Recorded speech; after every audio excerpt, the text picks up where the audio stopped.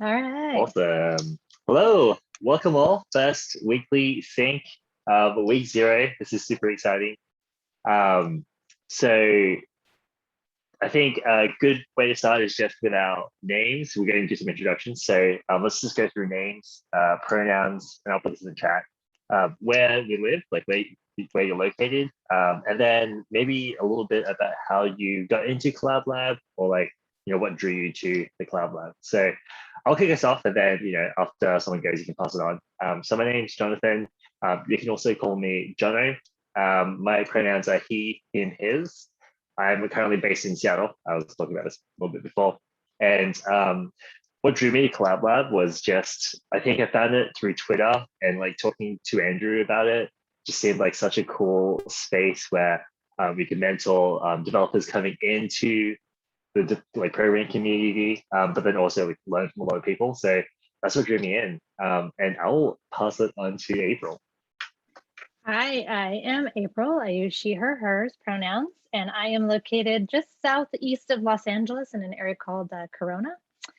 And what drew me to Collab Lab was I am a self-taught developer, and I absolutely value and appreciate every person who helped me along my way and wanted to be able to give back, and came across a Collab Lab on Twitter, learned more about it, and this is my second round mentoring. It's been really fun. So I'll pass it over to Jordan. Hey everyone, I'm Jordan, he, him, his. And what drew me to Collab Lab, actually Stacy gave a presentation. I work at Zapier in technical support, looking to get into engineering. So she talked a little bit about the Collab Lab and how awesome it was. So yeah, definitely wanted to give it a shot. Oh, and I'll pass it over to Shalom.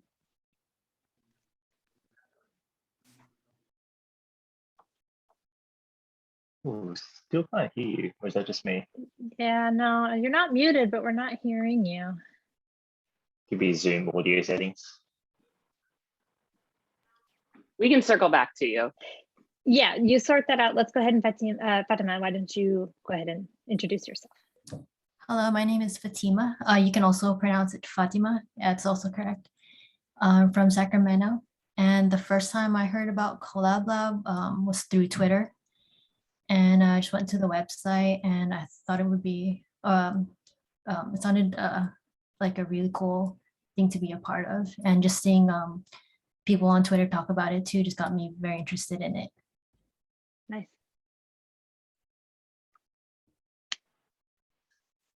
Did you want to pass it off to someone else as well, Fatima? Sure. Mandy. Hi, I'm Mandy. I'm based out of Colorado. I'm just outside of Denver, about 20 minutes. I use she, her, hers pronouns. I also found Collab Lab on Twitter, but there's also this nice crossover with the virtual coffee community. So it was on my radar for a while, but I didn't really have time for it. And I was really excited to actually have time now that school's back in session and all that. So I applied and got in, and I'm super excited. I went to a boot camp, but it ended early this year, and I felt pretty burnt out at the end. So I took a break, a really big, long break from coding. So I felt like having the support of being back in a project-based kind of setting with other people around my level would be a good move for me. So I'm really excited about that. And this is much better organized than the last project that I went through via the boot camp. So good job on that. Thanks, Stacey. So do you want to try again, or do you want me to go? Can you guys hear me? We can. Yeah. Go for it. All right. Sorry about that. I'm Shalom, and I go by she or her, and I'm also based in Sacramento. And I also discovered Collab Lab through Twitter. Actually, I saw a post on there about how much of a learning experience it was for a friend of mine, and I thought it would be something to look into. And I really loved just how everything was set up and what the goal of the organization was, and thought I'll check it out, and here I am. Yay. Super exciting. I love that. And I'll tail up the line. Hi, I've met most of you and all of you in orientation, so I won't go into deep detail about me, but Stacy, she, her, hers, co-founder of Collab Lab.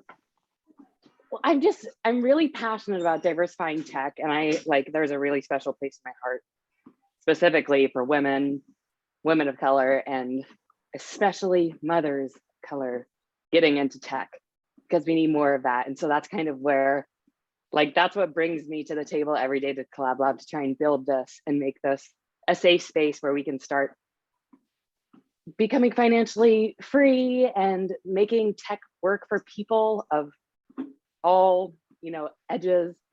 So I'm here to help make everything as good as I can do, make it as good as I can make it. Okay, one other thing I want to mention is that I'm working on a treadmill, so this multitasking is kind of throwing me off.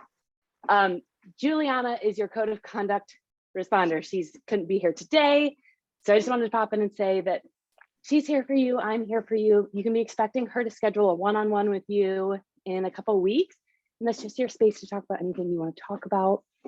But we take our code of conduct very seriously, so if you ever have any comments, questions, concerns about it, I'm here for you. Juliana's here for you. Anybody's here for you, and that goes for you mentors too. If you have anything you want to talk about, here for you as well. So, okay, that's it. Hi, I won't be coming to all the meetings, but I will be popping into some, just because I want to keep seeing how you're growing your team and what you're building. Awesome. Yay. Always happy to have winded. you. Yeah. For sure.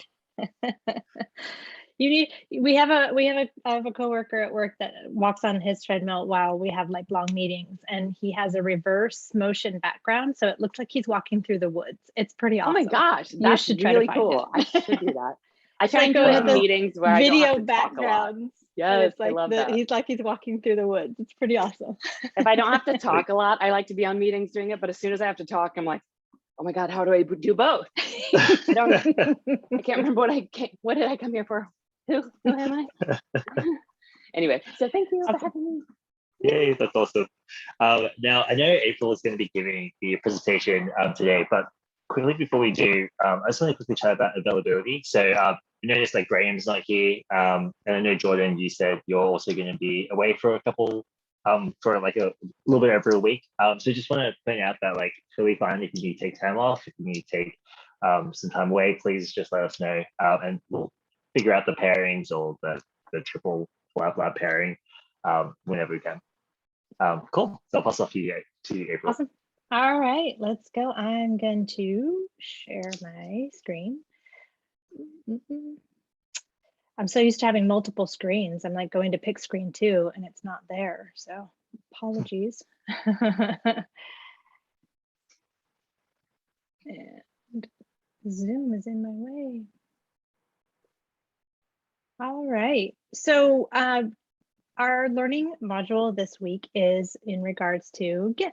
And it's something that you not only have probably used in the past, you'll definitely be using it very heavily here, and for sure you'll be using it or some version of this in your work experience as you move forward. So this is how to Git at Collab Lab. What we're going to cover is just kind of the basics and the things that you're going to be doing over and over and over and over. And Git is a wonderfully powerful tool, but there really are a few commands that you use consistently over time. And then from there, the documentation in Google is your friend. So we're going to go over creating and switching branches using the git checkout command, staging changes, which is using the git add command, saving changes in your history is your git commits, sending changes up to GitHub, which is git push, getting the latest changes with git pull, and getting your changes into main using PRs. So the git terms. A repository, otherwise known as a repo, is a collection of files under source control like Git. So there are other different source controls out there, Subversion, Mercurial, some other, I'm not sure if there's others beyond that, but those are 2 others that I've also come across, but Git is the most commonly used one. The remote is your origin repo somewhere online, like a GitHub. At my work, we use GitLab. That's where our remotes are kept. A branch is a working copy of the repo. The main branch is the source of truth. And a commit is a set of changes to the repo. The head refers to the last commit. And a pull request, otherwise known as a PR, documents how and why changes should merge with main. Specific to GitHub, you might also see merge requests, which is what I use at work. So if you ever hear me say MR, please know I'm actually referring to PRs. I get myself twisted on that one very often, both at work and elsewhere, because I do work in both remotes. So here's kind of the visual graphic representation of the process. So in a repository, you would have on a project an initial commit, and you would start that work. Maybe you would add a button and add a commit to it. And then you pull up the work from there. So on the top there is your new branch, and it has the initial commit and the add button. And you branch it over and you add styles and texts, and then you want to merge it back in. So in the process, while you were merging your stuff, somebody else made updates to text on that branch. So then when you go to merge, you are going to put your work in, and the final result of the branch will show everybody's changes. So the initial commit, the add button, the update text, as well as your add style, add tests. And that point, everybody's work is all together on one main branch. The commands that we'll primarily use. So for branching, you're going to use the command git checkout. This switches to either an existing branch, or if you wanted to create a new branch, then you're going to add the flag-B option, and you'll make the changes that you want on a working branch, and your remote project won't be affected by anything you do on your branch. So you can really explore on a branch. It's kind of fun, actually. once you get over the initial fear of, oh no, I'm breaking things, and you recognize that all you have to do is switch back and you're fine. You didn't break anything. You just broke that one branch. So you can see on the side here, the syntax. Git checkout cool feature is if you're going to be switching to a branch that already exists. And if you're creating a new branch, it's git checkout -B, and then what you're going to name your new branch. So new feature or add buttons, add style, however you want to name that. We do have style or naming conventions that were discussed over orientation to put the initials of those who are pairing on the branch, as well as a brief description. So the next command is git add. So this is where you stage the changes that you've made and get them prepared for committing. Only the staged files will be committed. So if you've done work in 3 different files, but you only want to save and change or push up some work off of only 2 of those files, then you would only save those changes. Generally speaking, I don't tend to kind of divvy out my work like that too often, but I do on occasion. So if you did want to stage just a single file, it's the syntax is git add, and then the name of the file that you want to commit, or excuse me, stage. And then if you want to just do everything, git add -A. Many of you probably use git add dot, which I use significantly more often than -A as well. There used to be bigger differences, but with the 2.0 Git, there's not as much of a difference. I think the biggest difference is that the dot is the changes that are made in the current directory, versus -A is any changes that have been made. So when you're committing your changes, you're going to use the git commit command. This takes your staged changes and commits them to Git. So it creates a saved record of your changes to the code base. Git commit comes with a few options which can be combined. No options open an editor to write a message. So what happens if you don't put an option in there, then an editor is going to open up and it's going to ask you to write more information about the commit. The most common flag that's used is the -M, and that accepts an inline message. So you would do the git commit -M and then a brief description of the work that you did, update the heading text. The lowercase a stages any tracked files to the commit. And if you combine those two together, then it's going to stage your tracked files and add an inline message. Once you have those stages committed, you're likely going to want to push those up to the remote branch so your partner can take a look at those and pull them down for additional work. So this takes all the commits and uploads them to the remote. It does have arguments as well and options that tell Git where to send those commits. So using the origin refers to the source where the repo was originally cloned from. And the -U adds an upstream reference to the remote. This only needs to be done once per branch. And after that, Git knows where you're going to send your commands. So initially, you're going to do git push -U origin and then the name of your branch. And from there, you can go ahead, any additional work that you do on that, you would just be able to do a git push and Git would know where to place that. Getting the latest changes, you're going to use git pull, and this gets the changes from the remote based on your current branch. So it's a good habit to pull the latest main before creating a new branch. I would also argue it's a really good habit to get into if you've taken a few days away from your branch, just in case somebody else has added any changes to that that you maybe didn't recognize or notice. So git checkout main, and then git pull would bring you to the main branch and pull out any changes that anybody's merged into main from the last time you made a pull on that branch. When you're done with your work and you're ready to put it up for individuals to take a look at it, you would open up a pull request.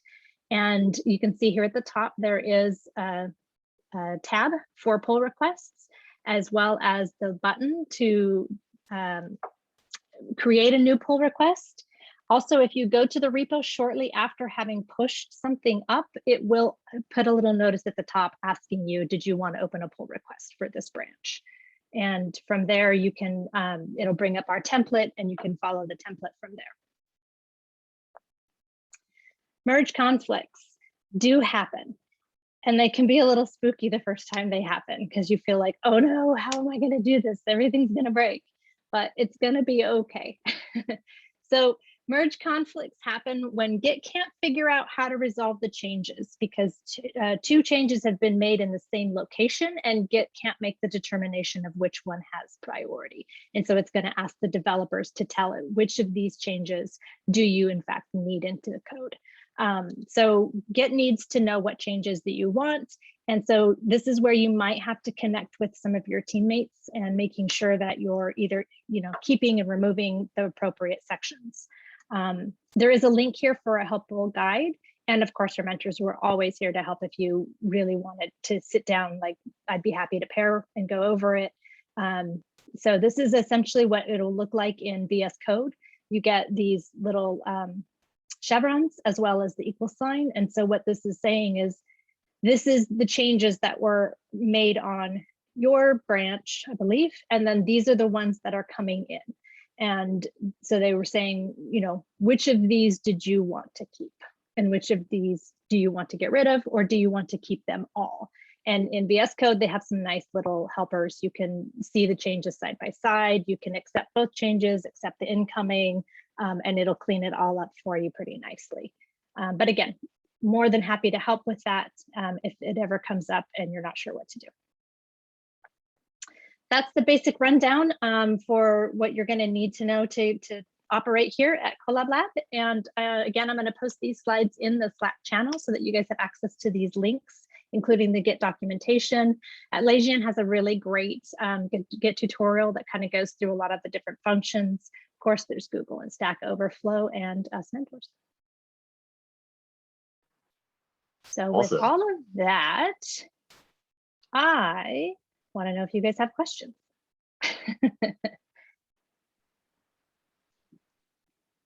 How Many of you have worked. Oh, go ahead, Jordan. I was just, could you clarify the command with like the AM? It was the text with like a message, but what was the difference between that and -m? The -m just adds an inline message, and the -a will actually, it will stage anything that's tracked and hasn't already been staged. So like if you did a git add and then maybe you did a change and you forgot that you did that change, the git am will pick that change up and it will add it into that commit along with your inline message. So you can kind of double it up. Like in some people's workflow, they choose to just stage and commit all at once by using the -am. And I do it personally still in 2 stages, but it is an option. If you feel confident with your work and you want to just stage and commit, you can do it with the -am. Okay, great. Thank you. How many of you have experience working with Git already? Mandy, Jordan, everybody. Yay. That's good. Nice. It can be really intimidating to work with, even for me, somebody who works with this every day. Like I have a handful of things that I reuse over and over again, but anytime it comes to like doing something I don't do often, I'm like, wait, I'm really nervous. How do I do this again? I usually like pull somebody in. So don't feel like there are stupid questions, because they're not. It's really hard, complex stuff. And we're all here for you if you have those questions. Even something that I do relatively often, I still take the second to look it up, which is that if I want to roll back the latest commit that hasn't been pushed. I'm getting better at where I don't have to look it up every time, but probably 50% of the time I'm still like, wait, let me just make sure I get the right code. The right script there. That's like when you were talking about, you can do your staging and you're committing all in one, but you choose to still do it separate. That's exactly why I do it separate, because it's like, I got burnt way too many times doing git add all, and then it like added a bunch of stuff that I didn't want to add. And I'm like, wait, how do I unadd it? And so now I do it like line by line, like git add -p to cycle through every change to be like, yes, no, yes, no. Because so often you add it all and then you're like, oh my gosh, look at all these things that were just garbage that I stuck in there. So Git scares me. I also want to mention too, and I didn't say that, so those commands and those scripts are all kind of looking at it from the terminal point of view, but there are UI options like git kraken, fork, I'm sure there's one. Git, and GitHub has one now too. Yeah. And VS Code, if you use Git Lens, there's a way for you to kind of go through your commits and decide literally line by line, but in more of a GUI format instead of the terminal. So if something like that feels like it would be more comfortable for you, feel free to use one of those. Yeah, I personally love GitHub's UI because you can assign pair programming to a commit. So you can assign like a co-author to a commit, which is going to be really great for like pairing. Yeah. That's something I think we're talking about in orientation. I have to introduce her. That's a lion. You do. That was the rules. That's Those are the lion. rules. She's my pandemic kitty, so she's my second cat. Popcorn's not usually around, but yes, she's a little overage. Yeah. Sorry to interrupt. I like your geometric cat on your wall as well. Oh, thank you. I made it with washi tape, actually. Oh, you can do everything with washi tape. I love it. Awesome. Thanks for that presentation. That was beautiful. Thank you. All right. And I think you're also doing issues, right? I think I am. You're doing all the stuff. Look at me. Well, Graham was originally going to do our Git presentation, and sadly he had a conflict and wasn't going to be able to make it today. So, but he will be here next week. So yes, that's right. I offered to take over and do that on his behalf. So I will once again share my screen and change my tabs. Oh, I think I have to exit out of here before I can find it. You'd think I use a computer every day or something. Okay. All right, so this week we are going to be working on issues 1 and 2. So I'm going to go ahead and pull these over into our in progress section, and we'll walk through the details on these. If I can get Zoom to get out of the way so I can find the button. So our issues are written as user stories. And so as a component, I want to be able to read from and write to the Firestore database so that users can persist information. So that's the user story that you're going to be working on for issue number 1. And the acceptance criteria for this Oh, issue. sorry. Do you mind making Yeah. this a little bit bigger? I don't mind at all. Thank you. That's terrible How's that? eyesight. Is that better, or do you want it a little more? Maybe one more bump for me. Right, that's good. All right. Awesome. Okay, so the acceptance criteria on this issue is that the following have been added as project dependencies, which is Firebase and React Firebase hooks. Make a change in the Firestore database and it shows up in the app, and make a change in the app and it shows up in the Firestore database. So don't do too much for this issue. In the past, we've had individuals who wanted to kind of create the whole form. And so really the best approach is to just make a throwaway button and a div to click the button to send information to the database and have the data show up in the div. Just really simple. And we're going to fine tune and clean things up as we go. But right now you just want the functionality to show. If you need more direction on how to use the React Firebase hooks, there is a commit from Alejandro. Or you can watch the Loom video below where he explains how it works. I do think, I remember from last time I went through this, he's using Angular, if I remember correctly, so it's slightly different, but it'll give you a general sense of how to use it. And then I strongly encourage that you check the documentation. That's where you're going to be able to find a lot of the information that you need in getting this set up and connected the way that you want it to be. Are there any questions on this issue here?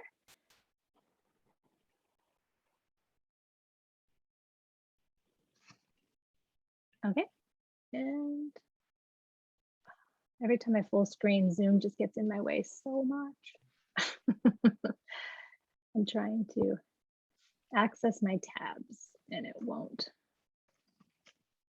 get out of the way.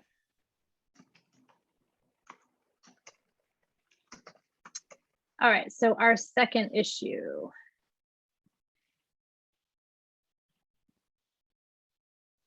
As a user, I want to be able to navigate between the list view and the add an item view so that the interface is clearly delineated between viewing and adding. And for the acceptance criteria on this, you're going to have React Router DOM has been added as a project dependency. Links are present and persistent at the bottom of the app, one for the list view and the other for the add an item view. When one of the links is clicked, the browser URL updates to represent the current view and a matching view component is displayed. Whichever view is selected, the corresponding link should display in bold text. So some pairs have gone straight into wanting to integrate CSS at this point and have the links pinned to the bottom of the page. You're really encouraged to keep it very simple. There's going to be a lot of time at the end for you to go through and really fine tune your styling and your how you want to set the application up. It's really best that you focus on, again, back to just the functionality of what you're trying to accomplish and worry about the styling later. You can put simple stuff in if you want to center it and things, because I know if my page is too chaotic, I get a little bit like, so you can put like basic stuff in there to make it flow better and work better for you, but this isn't really the time for you to spend a lot of energy and effort into your styling. All right. So with that said, are there any questions about this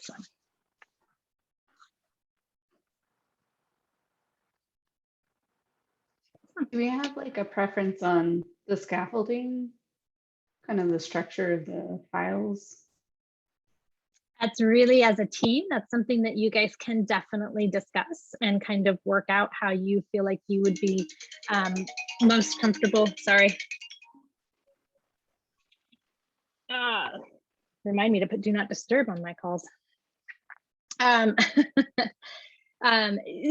something that as a team that you guys can go over and kind of determine what works best for you. And also those are things that can change very easily. If one team chooses to set up, say, a components folder and another team doesn't, it's really easy at some point to go through and to combine those and to move the files into a different system if that's agreed upon by the team.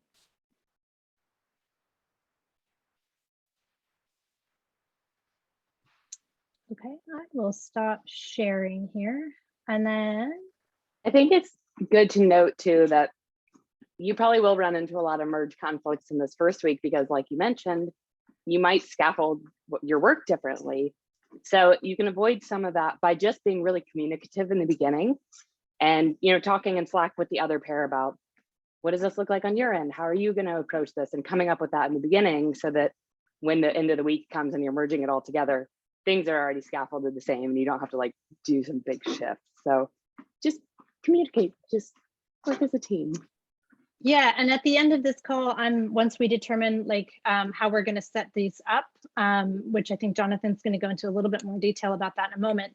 We're going to start a thread for the 2 issues. And so then you can leave messages back and forth to one another in there, both as the pairing team on say issue 1, but if issue 2 pair has questions, you can jump into that thread and it keeps the conversations really organized and where everybody has an easy way to reference it and find it. Yeah, so I just love a Slack workflow to help us out with that. So just to give a brief overview, the pairing for this week is Fatima and Shalom, and then Jordan and Mandy for week 1. So I'll post that in the Slack afterwards as well, and we can figure out the issue. I'm not sure if that's something that you want to discuss about who wants to take the issue now, or we can take it offline. I'm not sure, whatever the group feels better here. We can take it offline. It's totally fine. That seems fair. Yeah. So I think the next step right now is to make sure the pairs have their branches set up. So for this part, we're going to get each Collabby to share their screen and set up the branch. And we'll push that branch up to the remote, and we'll have like the other person in the pair pull down that branch just to make sure we have like the git flow set up, the project set up, and everything like that. So Fatima and Shalom, does one of you want to set the branch? Like, who wants to go first?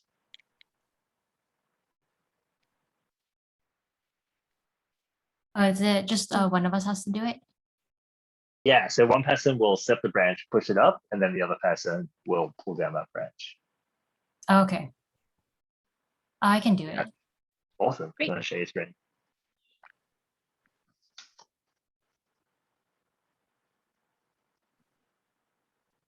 I'm not sure how to, oh, never mind, I see it.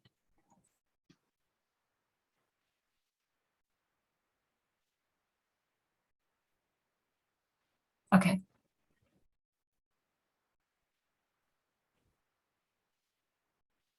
Oh, sorry. What were the instructions again? Cool. Yeah. So have you cloned the repository already? Have you pulled down? Yeah, I did. Right. Yeah, that's right. Okay, cool. Yeah. So if you just create a new branch on the repo, and then you can push that branch up. And there is a name convention that April mentioned as well. So it would be your first initials, and then your partner's initials, and then the description of the branch. Okay, so I just gotta open. Yeah.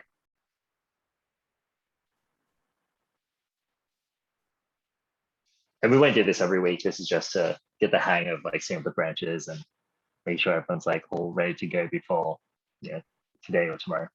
Okay. Great.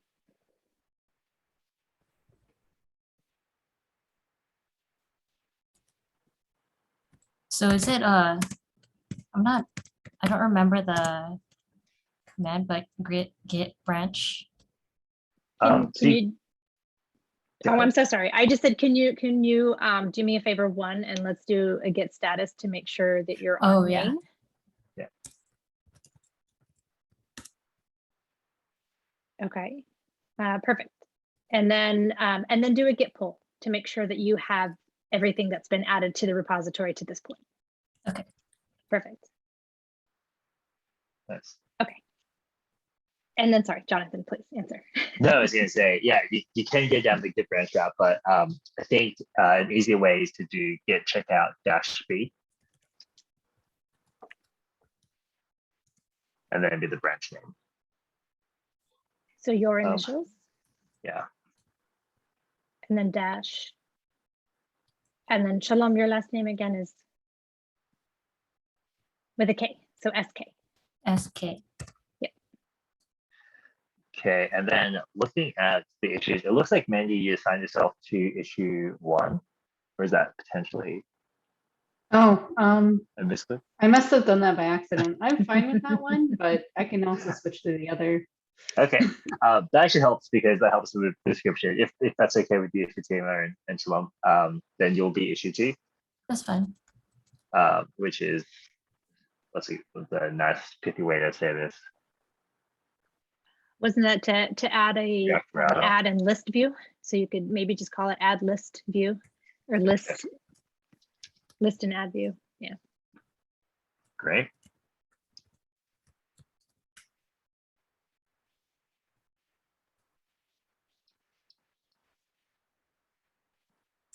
Cool. And then if you just do a get status to tell us that you're on the branch that you just created, and then if you do a get push to push that branch up. Do you want to stage those package lock changes, or Jonathan? Because I think anybody who runs npm updates going to get those changes anyway. Oh yeah. Okay. Cool. Yeah, I found that the last time around, like the instructions on the README say to update, and then there's always changes, and then from there Okay. it would just be like npm install. Cool. Yeah, let's do that. So do you just want to do the try doing git? Maybe just git checkout am. Use that little Or thing. git add. Oh, git add. Okay. Yeah, we can do Git that too. add dash So I'm am. adding the package lock Mhm. file. Mhm. Oh wait, That's I okay. did. No, that's okay. So now you just do git commit dash m. And I gave you the wrong one anyway. It would have been git commit dash am. So it would have, Yeah, I was saying git checkout. it Yeah, wouldn't have wow. worked the other way around anyway.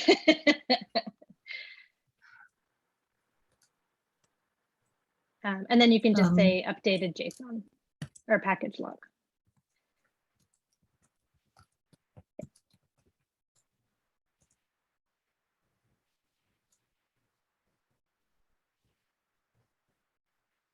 Cool.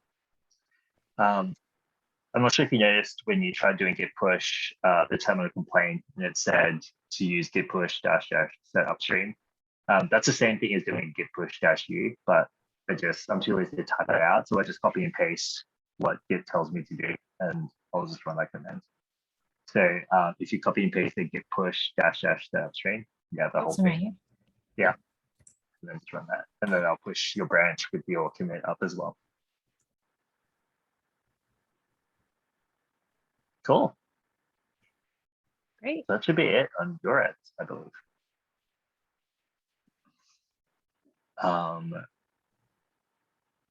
So let's get Shalom to share her screen and then pull down that branch.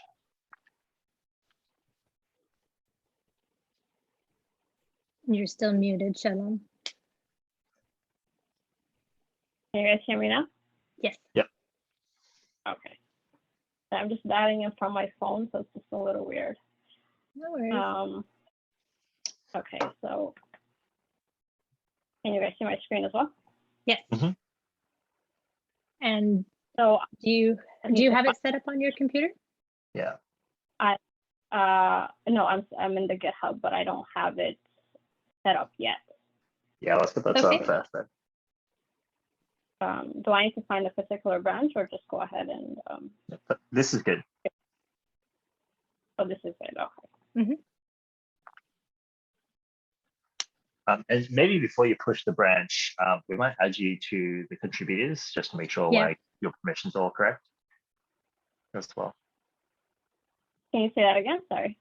Oh, sorry, I was just saying, so you've cloned the repo, which is great. And maybe just before we switch branch, let's get you added to the contributors document. So if you open up a project or the Collab project in VS Code, sorry. How do I add myself to it? Yeah, if you open up the project in VS Code. Oh, in DSA. Okay. I think I thought I was added. I'm just gonna hold on, just pause the share for a second. And let Yeah, me there's find, a actual contributors on MD. I don't think maybe you have been added. I think I may have been added because I recall going through the Interesting. email to it. Yeah, But if you don't, yeah, this might be a separate thing to the GitHub permission thing. I think this is like a file that we each write to just to make sure we have the right access. okay. So right now, do I have to find the email where I can, or is there a certain way that I add myself? I'm sorry, I'm just a little lost on this. Yeah, sorry. If you open up your project in VS Code, Okay. Sure.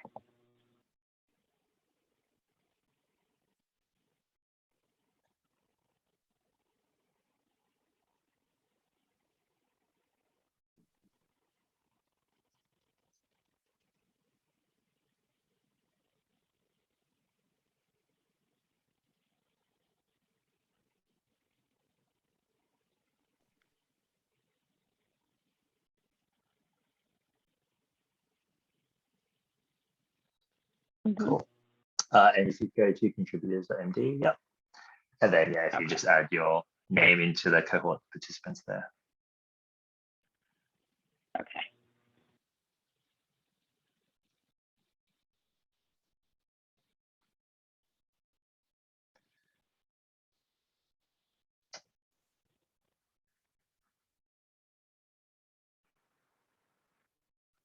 I think we're And good. if you want to pick a Cool. different emoji, that's up to you. Yeah. Yeah. Burden. I had to How search do I- Google how to use emojis on VS Code. I didn't know you could. Yeah, I know there was a shortcut, but Yeah, I if you're don't using know. Mac, I think it's like Control What's Command that? Space. If you're I using think a it is Mac, control. go to Let's see, Windows. It's, yes, control Windows. command space on a Mac. Yeah, I don't know what it is for Windows. I don't know. Yeah. I think it was like Control Alt. No, that's not it. Can I add this later, or I don't want to? Yeah. Yeah, we can totally Yeah, upload you it. don't even have to worry about it. I think it's just a fun little like way for you to express yourself. So it's up to you. You can definitely add it later. I looked it up if you want it. This is win Yeah. I'll- plus put it later. and period or semicolon. So you have a What is Windows button. This is Windows plus the period or semicolon. So you said Control. No, just Windows. it just says yeah, Windows. Do you have a Windows button? Yeah, yeah. there you are. Magic. That's cool. Such different emojis. Yeah, love it. Awesome. Cool. That works. Thanks. So once you've saved this file, yeah, perfect. And then you can do the whole git add. Yeah. Just make sure I'm in the. Seeing your heart prompt makes me miss mine. I had it there when I had Bash, and then when they updated the Macintoshes, and so now they use the B shell. And so then I'm like, I don't have my heart anymore. There's the whole. Cool. All right. So I would be basically adding the branch. Is that what? Yeah, so if you just git add dot, I just add all the files. Cool. Okay. And then git commit -m, and then you'll give a message just like adding yourself to contributors.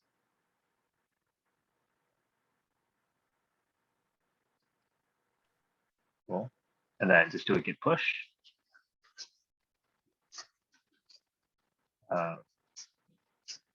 Cool. So it looks like everything's Awesome. set up properly. So now we'll just make sure you can pull down the branch. So if you do is it git fetch, I believe? Yeah. Mhm.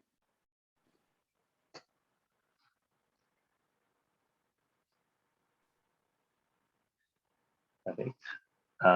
And then if you just do git checkout the branch name, which was I was gonna say, which is FC, What was the FC branch name? dash,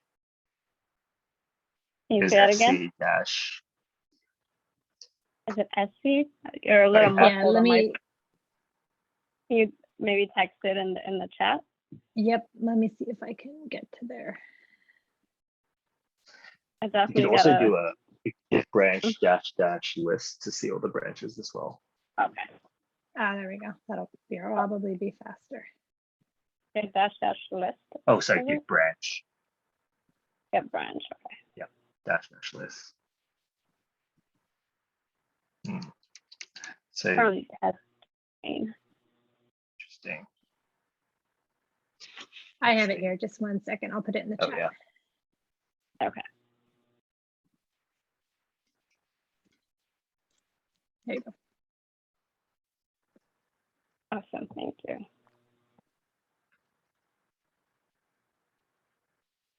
Oh, let's actually check out, right? Yeah. Mhm. Mhm.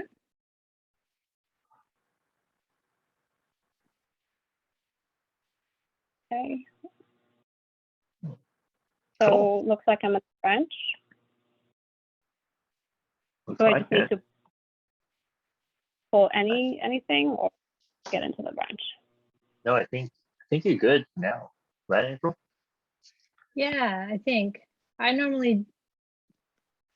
was trying to think it worked when I pulled out other people's. I think I do the get checkout and then the name of the branch, and I can't remember what it is now. So that I Yeah. actually create a branch with the same name and then pull all of their work. So I'd say the only Yeah. other thing here, I can see based on your prompt that you're on the right branch. So I would say maybe just do a git pull just to make sure you're up to date. But I think that should be it. Yeah, I think that should be it. Okay. Okay. Cool. Awesome. And then we'll have Mandy Jordan go through kind of the same process. Mandy, do you want to do it first or do you want me to? Either way is fine. I'm indecisive, sorry. I can share my screen first. Okay.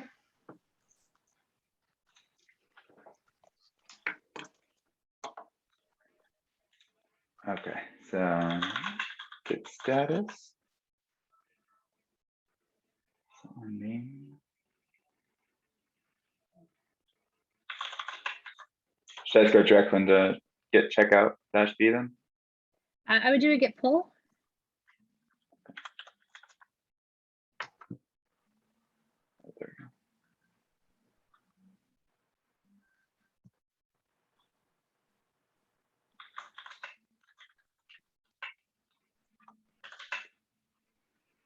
Oh, there we go. Dash H. And then maybe we can call it just read dash write dash Firestore. Does that Yeah. work? Yeah, sounds good.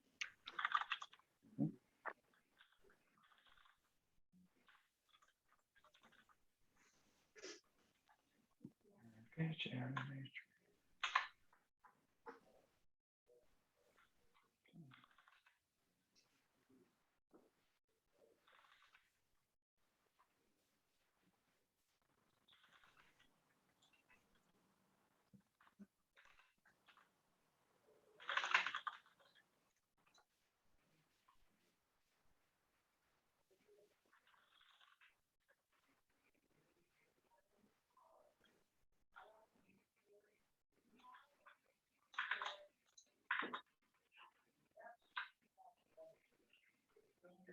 Cool.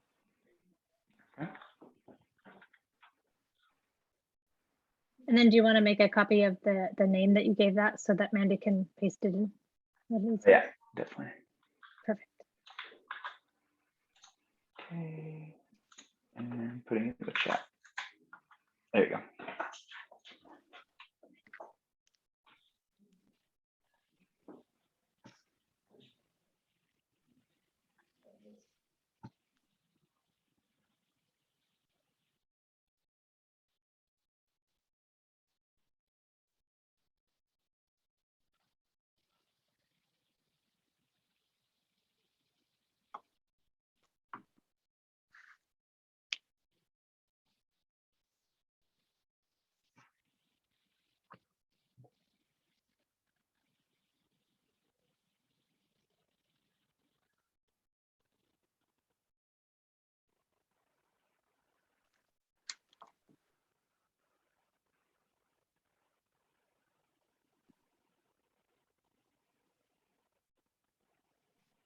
Oh, whoops, I was muted. I should just be able to check out his branch at this point because I'm up to date, right?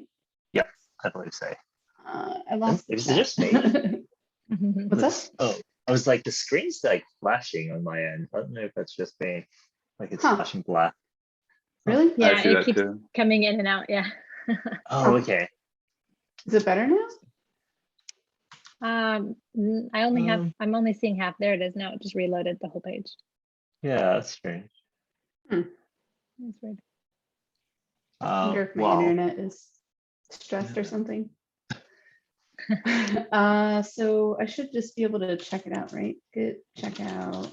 Oh no, that's to, sorry. Yeah, you're going to want to fetch first so that you get his branch. you did just pull, which should do a fetch. So Oh, that's true. Oh, okay. Right. Yeah. I didn't know if she did the pull after. yeah, I believe. I did a get status and then get pull. So should I have fetched first? No, so get pull does a fetch for you. Okay. Get pull is a fetch and a merge. Yeah. And get fetch just fetches, and then you can decide what you want to do. Got it. So to switch to his branch, is it still just check out Mhm. and you just don't do the -B?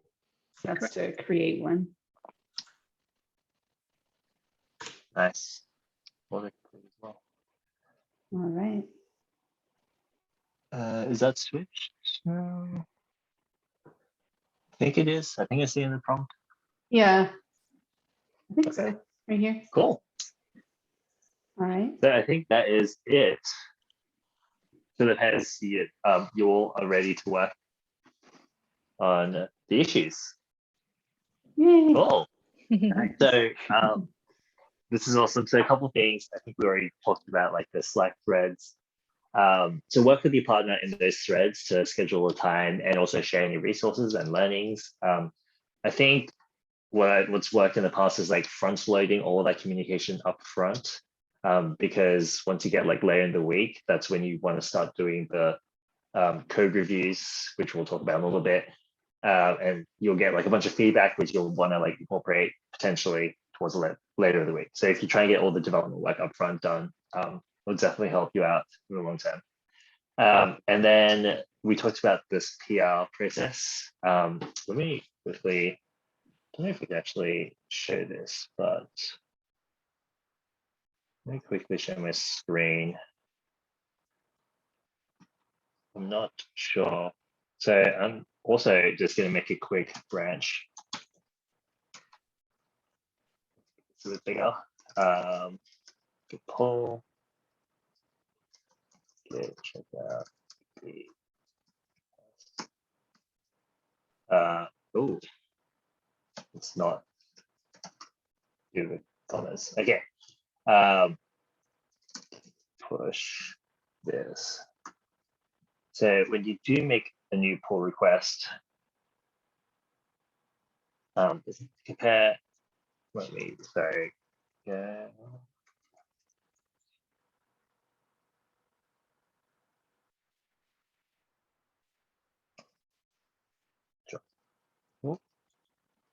Test. I want to show the draft.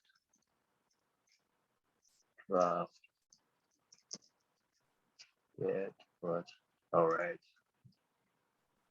Okay, so when you're at this page and you create that pull request, there's this option to create a draft pull request. So you can do this early on, and that just means that you're telling the partner that you can work on something together. You can see it in the GitHub UI. And then also, if you want to get feedback from mentors or from anyone else, you can share that link until you're ready to actually move it to our actual pull request to review the match. Okay, and Grant's here, but he will also ping about office hours this week. So he'll be running office hours, and that's a great chance to just chat to Mental about anything. We won't have any presentations kind of prepared or anything like that. So just feel free to come with questions or just talk about life as a developer or whatever you want. And I think that is it for me. April? Yeah, I was just going to say in regards to office hours, like if you know, think of something leading up to when those office hours are scheduled that you know you want to ask about, feel free to throw it out in Slack, and it gives us a little bit of time to kind of pull some resources together and you know, maybe delve a little deeper into it than if with an impromptu question. But impromptu questions are more than welcome as well. But if there's something that you're like, hey, I'm just curious how, you know, how this works or whatever, like it's nice if we have just a little notice to be able to get some resources together. Awesome. Any Otherwise, you know, I'll questions? just chat. Yeah. Yeah. I had a quick question. Mhm. So with merge, when you're merging onto the main branch, can you roll back a merge after merging it, or is that not something that you can do? Yeah, you can. Okay. So the cool thing with PRs is because it's like documenting your set of changes, GitHub UI gives you an option to create a revert PR, which just reverts all those changes. So that's one way that you can roll back that merge. So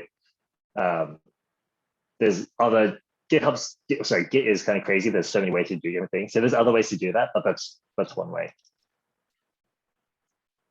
Okay, sounds good. I think the only other, I guess, little nugget that I always like to say is commit often, because it's so much easier to play around and kind of explore with your code when you know you've got a clean working version just 2 steps behind you or a step behind you that you can go back to. So if you get something to a point and it's all working, everything's good, you're getting ready to move to a point where you might get a little bit murky or break something, just commit that, and then you can confidently work forward without having to worry about remembering which pieces you need to save and which pieces can get tossed, and you just toss it all.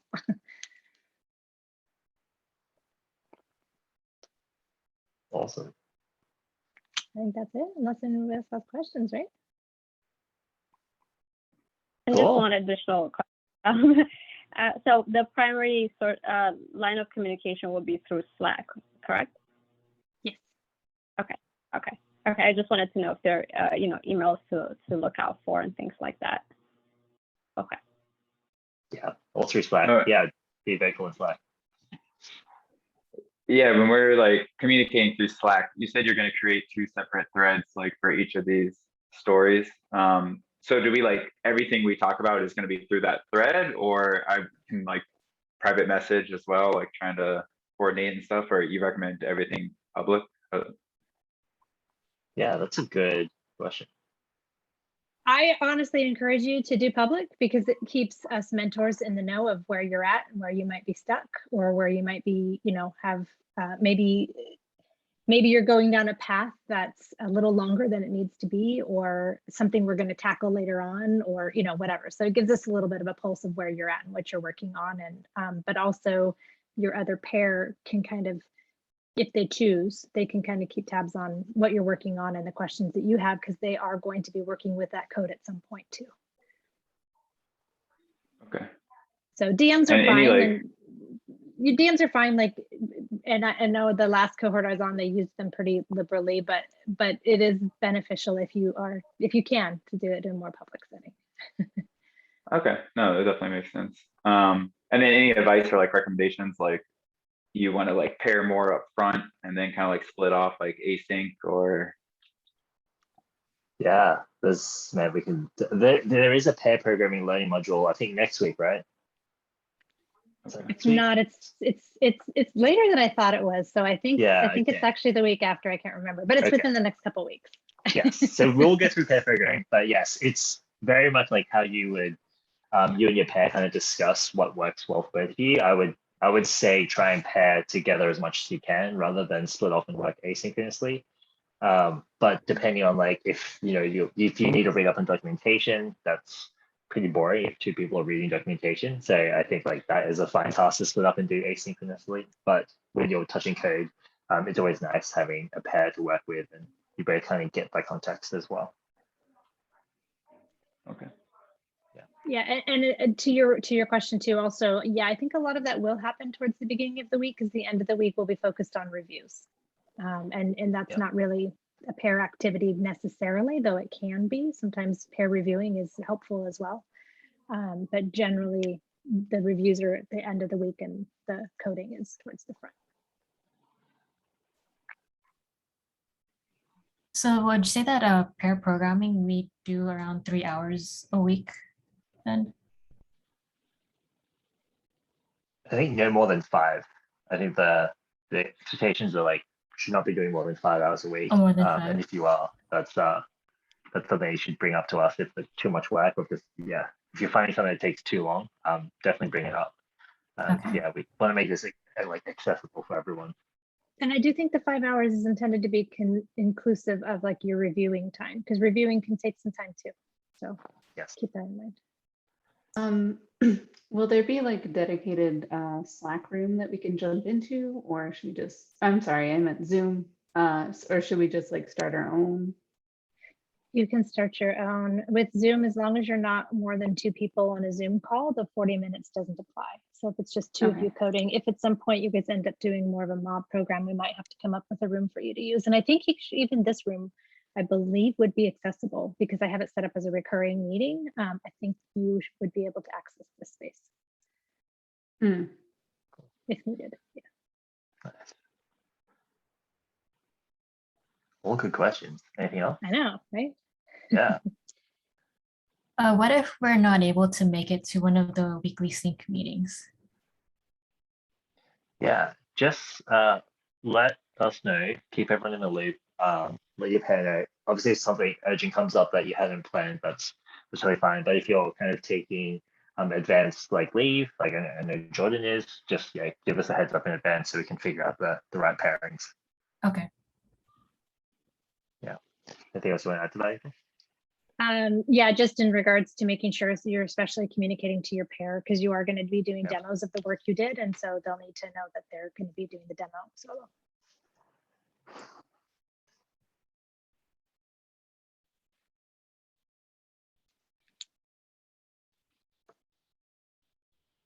Awesome. Right. Well, this is great. Thank you so much. I'm going to go ahead and I'm going to stop the recording and then I